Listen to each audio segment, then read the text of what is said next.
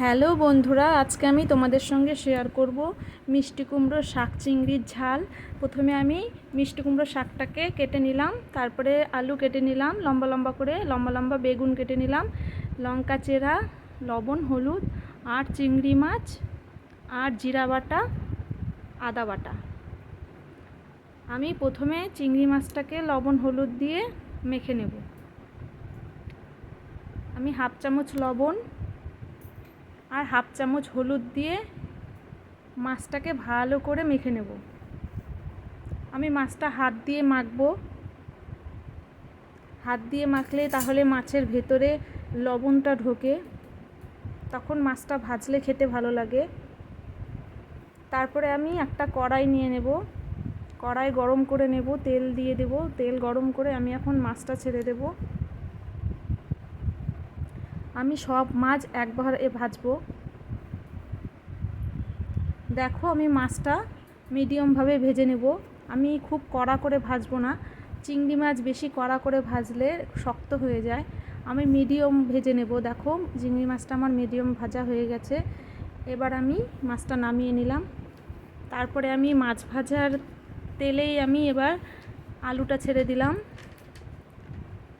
আমি প্রথমে আলু বেগুনটা ভালো করে একটু আমচে নেব, মানে ভাজা ভাজা করে নেব। তারপরে আমি দিয়ে দেব শাক, মিষ্টি কুমড়োর শাক দিয়ে দেব। দেখো, আমি একটু নাড়াচাড়া করে এবার আমি শাক দিয়ে দেব। তোমরা তো চিংড়ি মাছ অনেকে অনেকভাবে খেয়েছো, কিন্তু এইভাবে খেয়েছো কিনা আমি জানি না। তোমরা এইভাবে একদিন খেয়ে দেখো, তোমাদেরও খুব ভালো লাগবে। আমার তো খুব ভালো লাগছে। এবার আমি লবণ হলুদ দিয়ে দেব। আমি পরিমাণ মতো লবণ দিয়ে দিলাম, পরিমাণ মতো হলুদ দিয়ে দিলাম। এবার আমি ভালো করে নাড়াচাড়া করে ভেজে নেব। দেখো, আমি ভালো করে ভেজে নিলাম।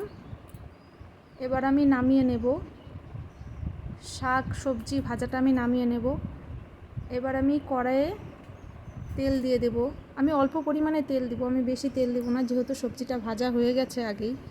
এবার আমি একটা শুকনো লঙ্কা দিয়ে দিলাম ফোড়নে।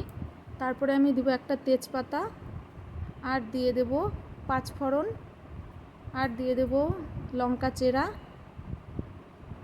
তারপরে আমি শাক সবজিটা, তারপরে আমি দিয়ে দেব রসুন, থেতো করে রাখা রসুন। এবার আমি শাক সবজিটা দিয়ে দেব। দেখো, একটু নাড়াচাড়া করে আমি দেব জিরা বাটা। আমি 1.5 চামচ জিরা বাটা দিলাম, আর হাফ চামচ দিব আদা বাটা দিয়ে আমি একটু নাড়াচাড়া করে আমি জল দিয়ে দেবো পরিমাণ মতো। তোমরা যেমন সবজি করবে সেভাবে তোমরা জল দেবে। দেখো, আমি জল দিয়ে দিলাম, কারণ আমি মাছটা সেদ্ধ করব ওই জলের মধ্যেই, যার জন্য আমি ওই পরিমাণ মতো ঝোল দিয়ে দিলাম। এবার আমি মাছটা ছেড়ে দেব।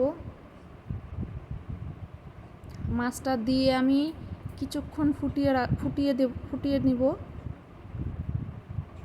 আমি একটু গ্যাসের ফ্লেমটা কমিয়ে নেব। দেখো, ধীরে ধীরে সেদ্ধ হয়ে গেল, আলুও সেদ্ধ হয়ে গেছে, মাছও সেদ্ধ হয়ে গেছে। এবার আমি নামিয়ে নেব। যদি রান্না ভালো লেগে থাকে, লাইক কমেন্ট করো আর শেয়ার করো, আর নতুন নতুন রান্না পেতে সাবস্ক্রাইব করো।